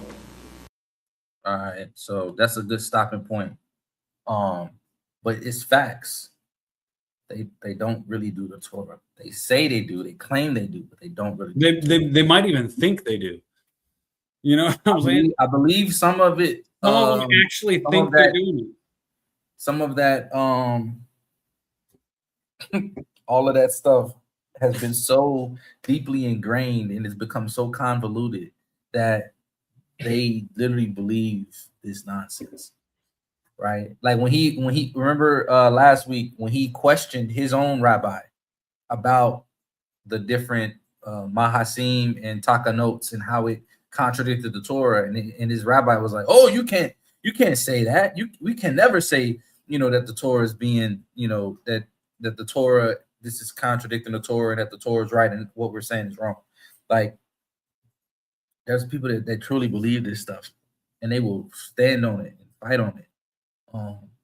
I watched the videos. This was probably like 7 years ago at this point, and it was a Hebrew Israelite that was filming, and he was visiting Israel, and he was walking around to different local shops and establishments, and he was asking them, do they believe that they are the true, lineage descendants of the Jews in the Bible? And he had mixed responses. Some of them was like, yeah, absolutely, 100%. And they're really big on keeping their family lineage to a certain point. And they're like, hey, my great grandfather, my da da da da. And then some of them was like, absolutely not. No. Like the Jews were black. They look like you. Like one of the dudes in one of the shop. I can't remember if he had a cigarette in his hand or not, but he pointed and he was like, no, the Jews look like you. And he was like, what? And, the Hebrew Israelite guy, he ate that all up.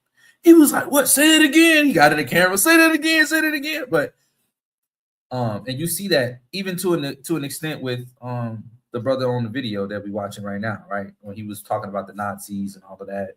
And I ain't gonna get into the whole Nazi thing because, yeah, the YouTube will probably super ban this video. But yeah, he believes that he's a descendant from the Israelites.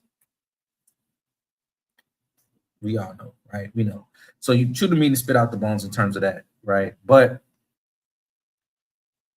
a lot of them believe these things, and it's been passed on and passed on and passed on so much to the point where even the Christian religion holds Judaism as a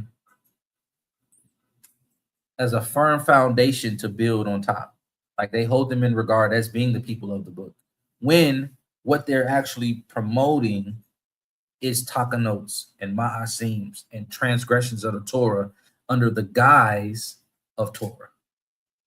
And so what's happening is true Torah observance is being blurred together, mixed together with Judaism and thrown in one big basket and cast out with the words of what we're reading in the New Testament. So they're throwing out the baby, like I said last week, they're throwing out the baby with the bathwater. But we shouldn't throw the baby out with the bathwater. Throw the bathwater out, keep the baby. Keep the baby, all right? But yeah, he's getting more into the wording, the breakdowns, the linguistics, the history, and his own personal study in his journey. Because remember, this brother right here, he don't believe in Messiah. He don't believe in the New Testament. But from a scholarly and objective scholarly perspective, he's sharing with you his findings, which I find very refreshing, because I don't need somebody jumping on here that automatically agrees with me and they're just, promoting what I already understand to be true. I want somebody who's going to look at it in an objective scholarly perspective, examine the evidence, and present their findings, whether the conclusion is in agreement with me or not. That's what I would, that's what I prefer. And that's the thing. That's the thing, man. He has no bias in this. I mean, if anything, he's actually biased in the opposite way, thinking that Messiah did away with the Torah and all this stuff. Yeah. So it's easier for him to just say, oh, the Messiah did away with the Torah, the Greek Jesus. And y'all are lawless. Yeah. Yeah. But he's like, man, Messiah sounds like he could have been a Karaite. Now, to us, that might sound offensive, but coming from him, that is the highest of honor that he could give. Yeah. Someone who he don't believe or he don't agree with, that he doesn't believe existed. For him to say that, you know what I'm saying? You got to understand the context and what's being said. Mm-hmm. But and that's really the best testimony, because I mean, when even someone who's your supposed enemy, right?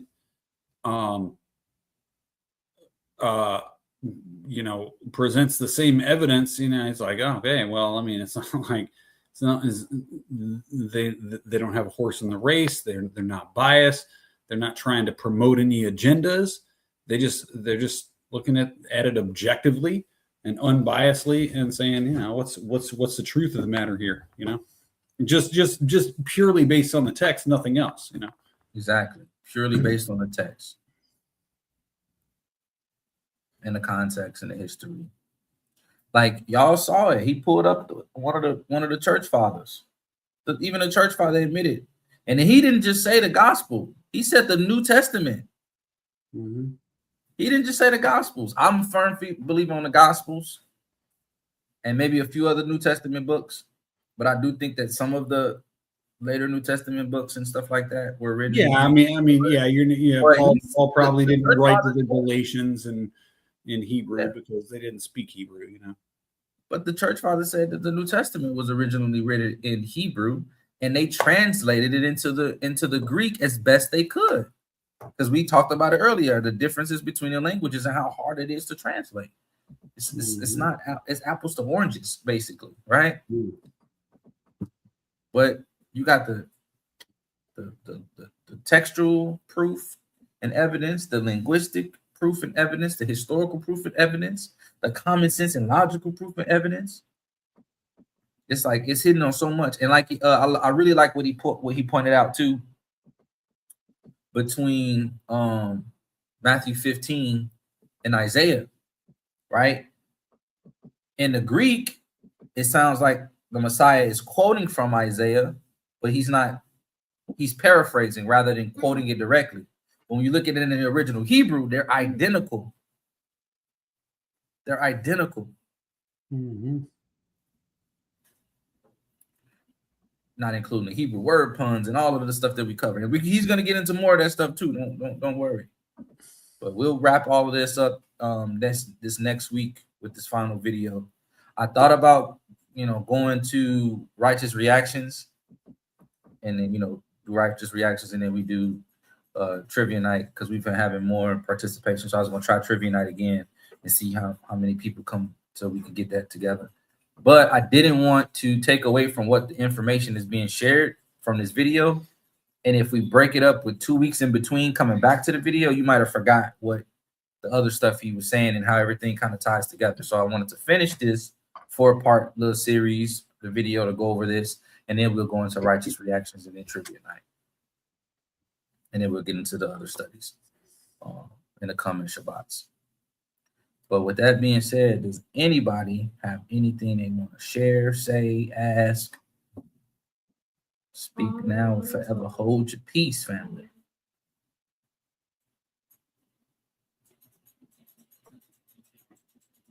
Okay. I will take a second. Oh, go ahead.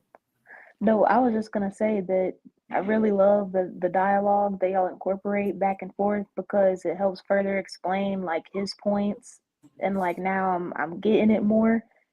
But I love the information. Like it's really good, because I feel like, you know, even though I can't speak Hebrew, me, you know, learning all this information, like it's good to at least be curious about it and like see where the roots are coming from. Like that's important. It matters. So, but it's been good though.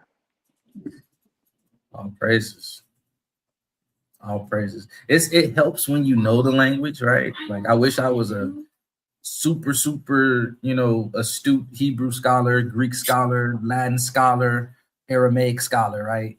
But you can still take it and break it down the way he did. Like even if you don't know the language, you can still break it down to a certain extent so you can get the gist. You might not fully understand it.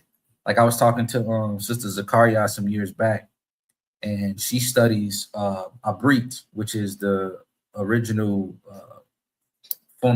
photographic rendition of the Hebrew language, and how all of these things have meanings. And she's gained so much more understanding of the scriptures, because she's pulling the meaning also from the words and the letters that are being used, in addition to how the scripture is being read. And so it's unlocked another level for her in certain regards. And like she would like share little tidbits of information with me, and I was like, some of it was like mind blowing, and some of it was like, wow, that's really interesting. So I really wish I had all of that on all fronts. But you know, if I can understand certain things, I can, you know, try to break it down. Yeah, I mean, we're really limited in that aspect, because you know it's something that's far removed from us. You know what I'm saying? And that's why we need to seek the old paths, wherein is the good way. You know, and look to try to be back into that as much as possible. You know, I mean, obviously, clearly we can't fully, because so many things, you know, but like we've got to try to really get back to the roots of it. You know what I'm saying? And the original understanding, because it doesn't matter what these words may mean now. What matters is what they meant at the time they were written. You know what I'm saying? You know? Exactly. It's not what the rabbis think they mean now. You know, it's like exactly.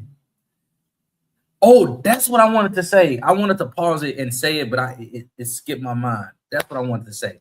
Remember when he was talking about when he broke down Matthew 23, 2 and 3, and he said, not after their takanot and not after their ma'asim, right?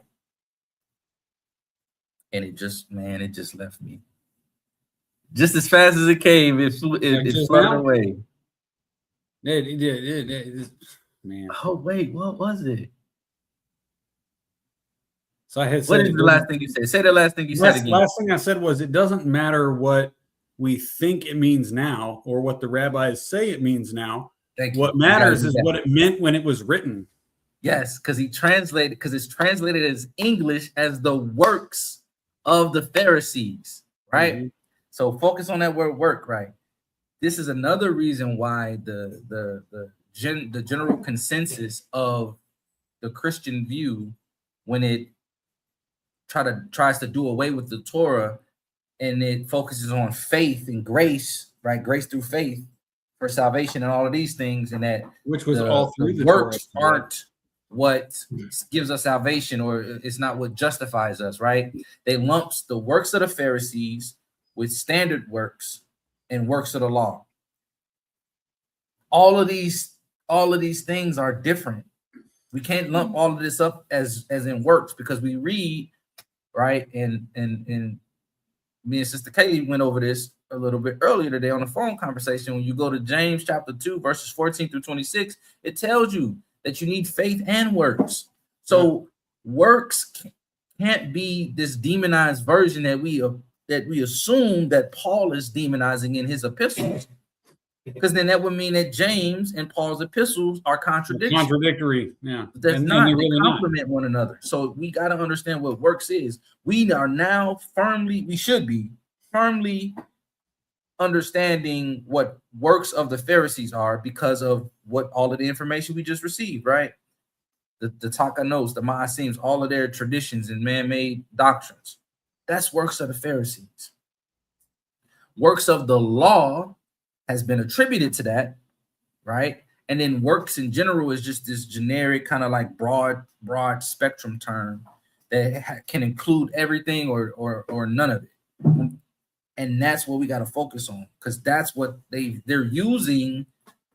Like I said earlier, Judaism and Torah observance has been clustered together, and it's being rejected all together. Because if you talk to somebody who truly follows Jesus, they believe in their hearts like you don't need those things, because those things, one, they're not righteous. Two, they're not in reliance upon Elohim. But when you truly understand Torah observance, then they really are. It's all about relying on Elohim. It's all about Elohim and being reliant upon him. It's just like where James says that Abraham was justified by his works when he went to sacrifice Isaac, but Paul says he was justified by his faith for going to sacrifice Isaac. But with the faith and the works was together. They weren't separate.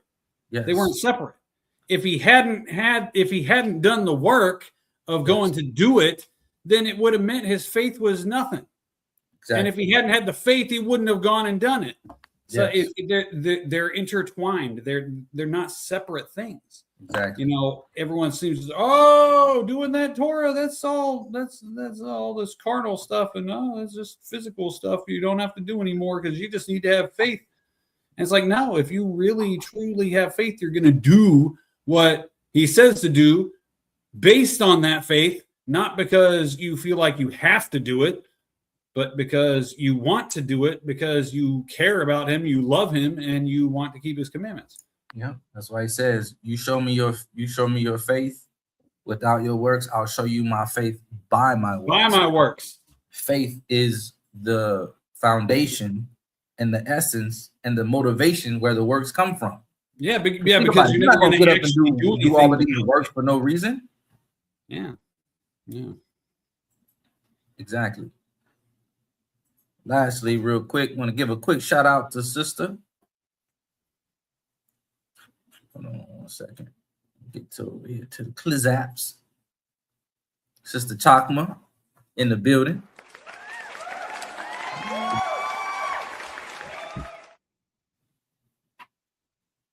Sister Jocelyn, from some of you guys who know her. Sister, I call her Sister Chakma. She'd be like, it's Jocelyn. I'll be like, oh, what's up, Chakma? But Shabbat Shalom. Glad you could make it. Glad you could make it. But yeah, man, everything's coming in perspective. All of the puzzle pieces are fitting together nicely. And he's not done yet. There's still some more information that's left. But we're going to wrap it up next week. I pray the Most High bless you guys, keep you, camp his angels around you, give you peace that is shalom. Till I see you next week, we do this again in Messiah's name. Shabbat shalom, everybody. Shabbat shalom. Shabbat shalom.